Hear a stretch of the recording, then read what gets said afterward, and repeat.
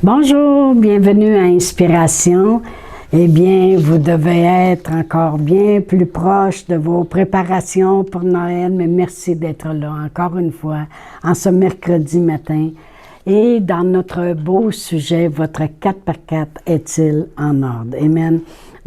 Et lorsqu'on parle de notre 4x4, est-il en ordre pour n'importe quelle intempérie que l'hiver peut amener devant nous?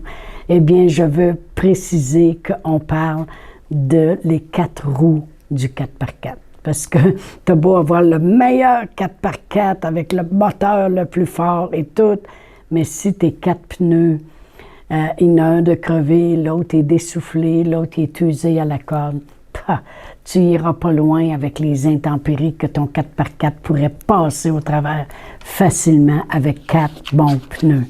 Alors vraiment, je vais aller dans notre texte, dans Jacques 1, et parce que c'est de là que j'ai pris l'idée des 4 pneus d'hiver qui nous aident sur la route de la vie à nous rendre au bout, à obtenir toutes les promesses de Dieu et de finir vainqueur comme l'apôtre Paul, achever la course puis garder la foi, amen, et se rendre au bout. Alors je vais lire du verset 2 à 5 dans Jacques 1.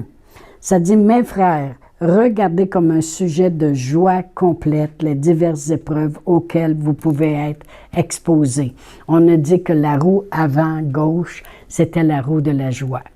Après ça, ça dit « Sachant que l'épreuve de votre foi. » Alors, on a dit que la roue avant droite, c'était la roue de la foi. La joie et la foi, ça fonctionne ensemble. Et l'épreuve de votre foi produit la patience. Mais il faut que la patience accomplisse parfaitement son œuvre afin que vous soyez parfaits et accomplis sans faillir en rien. Si quelqu'un d'entre vous manque de sagesse, qu'il la demande à Dieu qui donne à tous simplement et sans reproche et elle lui sera donnée. Alors maintenant, on va regarder à la roue arrière gauche, amen, qui s'appelle la patience. Amen. Et la parole de Dieu, on vient de lire, qui dit, il faut, tu n'as pas le choix, il faut que la patience accomplisse parfaitement son œuvre. La patience, c'est la persévérance. Il faut que, pour accomplir, pour te rendre au bout de l'accomplissement de la promesse sur laquelle tu te tiens sur ta route. Moi, si je veux me rendre au bout de Sherbrooke à Drummondville, eh bien, il va falloir que mes 4 pneus ils soient enlignés, puis si rendu à Richmond, je perds patience, eh bien, je ne me rendrai pas à Drummondville. Il faut que la patience accomplisse parfaitement son œuvre pour te rendre jusqu'à la destination que ta foi et la joie t'amènent aussi, afin que vous soyez parfaits et accomplis sans faillir en rien. J'ai marqué ceci. La patience est obligatoire pour se rendre à la victoire. La patience est obligatoire si nous voulons voir. La patience est obligatoire pour expérimenter la gloire. La patience est obligatoire pour continuer de croire. Il faut que la patience accomplisse son œuvre à maturité pour me permettre de me rendre au bout et ne pas abandonner de façon prématurée ce que Dieu a payé. Amen. C'était juste que ça m'est venu, je l'ai écrit, point final. Il faut que la patience soit là et patiente jusqu'au bout. Amen.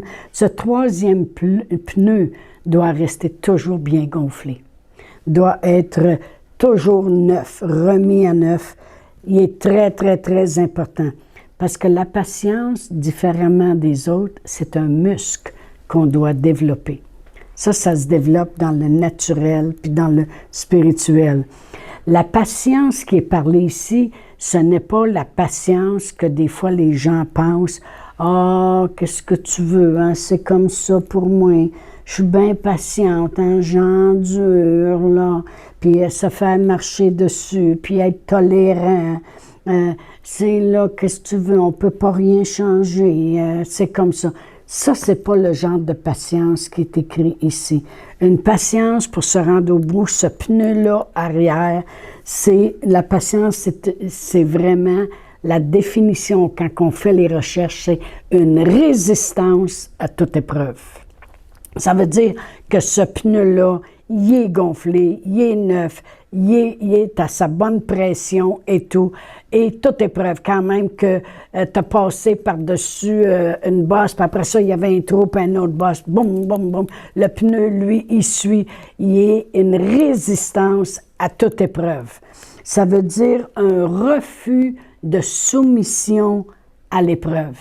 C'est comme, t'abandonnes pas parce que là, oh non, mais là, c'est le deuxième trou, puis c'est la troisième bosse qu'on prend, là. Non, on passe pas par ce chemin-là. Moi, je recule, j'abandonne. Non, c'est une soumission, c'est un refus de soumission à cause de l'épreuve.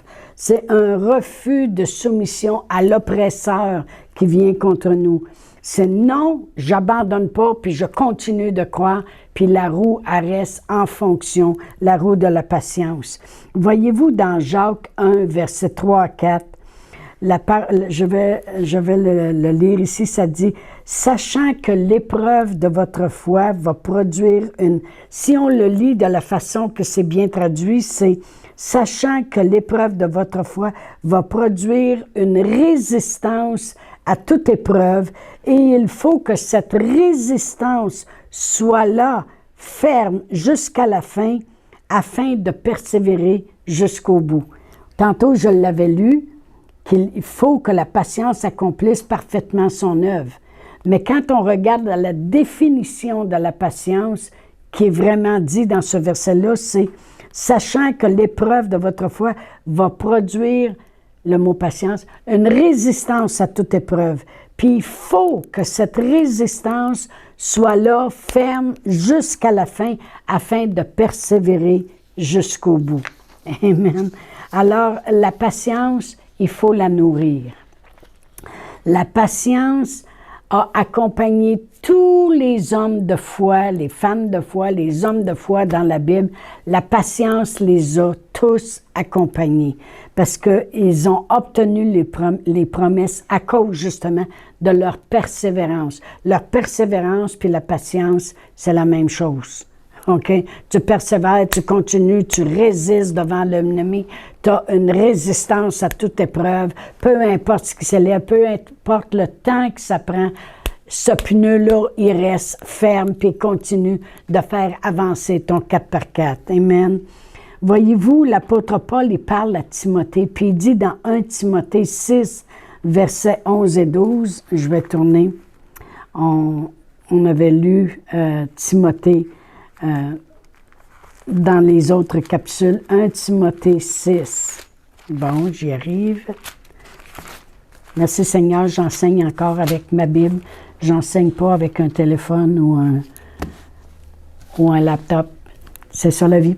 Dans 1 Timothée 6, versets 10 et 11, ça dit « Pour toi, homme de Dieu, fuis ces choses. Recherche la justice, la piété, la foi, l'amour, la patience, puis la douceur. » Il dit « Recherche la patience. Recherche la patience. Combat le bon combat de la foi, saisis la vie éternelle à laquelle tu as été appelé, pour laquelle tu as fait une belle confession en présence d'un grand nombre de témoins. » Mais voyez-vous, l'apôtre Paul, il dit, il faut que tu recherches ces choses-là. Il faut que tu recherches la piété, la foi, l'amour, la patience, puis la douceur. Autrement dit, il faut que tu travailles ces choses-là, que tu les mettes en pratique. Amen. Dans une autre traduction, il dit, il faut que tu recherches, lorsqu'ils arrivent à la patience, à tenir ferme. Recherche, habitue-toi à tenir ferme. Habitue-toi à ne pas lâcher facilement. Moi, il y a des choses qui me sont demandées des fois, puis je dis « Ah, je suis pas capable, c'est trop. » Puis là, d'un coup, je me ressaisis, puis je recherche à travailler ma patience. C'est mon endurance. Autrement dit, quand tu travailles ta patience, tu travailles ton endurance. Non, j'ai une endurance, je vais continuer, je vais pas lâcher. Il dit, recherche à le travailler, ces choses-là. Qu'est-ce que ça veut dire vraiment? Ça veut dire que dans le naturel, si tu es toujours une personne qui dit « Oh, moi, j'ai pas de patience quand j'arrive à la caisse, à l'épicerie. Moi, j'ai pas de patience sur la route. Oh non, moi, j'ai pas de patience pour travailler avec les enfants. Oh non, moi, j'ai pas de patience pour ça. » Mais si tu le travailles pas dans le naturel, si tu le recherches pas, ces choses-là, à le travailler, ce muscle-là, mais quand tu vas arriver dans les choses de Dieu et que ça prend du temps avant de voir les choses changer, avant d'obtenir les choses, bien, tu vas avoir de la misère. OK? Recherche. Quand il dit recherche, ça veut dire travaille-le. Et Paul, il dit à Timothée, travaille la piété dans ta vie. Travaille la foi. Travaille l'amour. Succombe pas. Travaille l'amour. Travaille la patience. Travaille ta résistance. Travaille ta douceur. L'apôtre Paul travaillait ces choses-là dans sa vie. Parce qu'on peut le voir à maintes reprises, d'après les choses qui passaient au travers. Il gardait sa douceur. Il le dit lui-même dans Philippiens 4,5, que votre douceur soit connue de tous les hommes. Et il parle, je le répète, réjouissez-vous dans le Seigneur. Il parle de la joie, il parle de la foi, il parle de toutes ces choses-là. Il faut le travailler dans le naturel. Et comme ça, ça va devenir naturel de le travailler dans le spirituel. Amen. Gloire à Dieu. C'est ça que ça veut dire. Ça veut dire que ton pneu arrière gauche, il doit être bien gonflé, pas usé à la corde et prêt pour toutes les intempéries. Dans Jacques 5, versets 10 et 11, la parole de Dieu nous dit « Prenez mes frères pour modèle de souffrance et de patience. » Les prophètes qui ont parlé au nom du Seigneur. « Voici, nous disons bienheureux ceux qui ont souffert patiemment. » Il dit, vous avez entendu parler de la patience de Job. Hey, c'était une épreuve après l'autre. Ça ne lâchait pas. Mais il dit, vous avez entendu parler de son endurance, comment il tenait ferme. Et vous avez vu la fin que le Seigneur lui accorda, car le Seigneur est plein de miséricorde et de compassion. Quand on comprend ce verset-là, vous savez, les guérisons qui arrivaient dans la vie des gens, c'est parce que Jésus était plein de compassion, il était ému de compassion. Quand il a fait des miracles de prendre quelques pains et quelques poissons pour nourrir 5000 personnes, c'est parce qu'il était ému de compassion devant les foules. Autrement dit, les guérisons, les miracles, les délivrances, c'était la compassion qui se dégageait au travers de Jésus. Alors, c'est ça qui nous parle ici. Et il dit, vous avez vu la fin que le Seigneur lui accorda, parce que le Seigneur utilise de la compassion et de la miséricorde. Autrement dit, il utilise le moyen d'amener des miracles dans notre vie. Et lorsque je regarde à Job, il a peut-être passé à peu près 9 mois à avoir des embûches. Mais la fin de sa vie, il y a eu le double de tout ce qu'il avait au début. Il y a eu le double d'animaux, le double d'argent, le double de prestance, le double d'enfants, le double. Vous avez vu la fin? C'est la patience qui a produit ça. Amen. C'est son endurance, c'est se tenir ferme, cette patience que la parole de Dieu parle. La roue arrière gauche de votre 4x4 pour avancer dans la vie, c'est une endurance à toute épreuve. Tu es patient parce que tu sais quelque chose. Tu es patient parce que Dieu est avec toi. Tu tiens ferme parce que tu sais qu'au bout, il va y avoir la compassion, puis il va y avoir la miséricorde de Dieu, c'est-à-dire les miracles. Amen. Dieu bénit la foi et honore la foi. Dieu récompense la patience. C'est différent. Dieu y honore ta foi.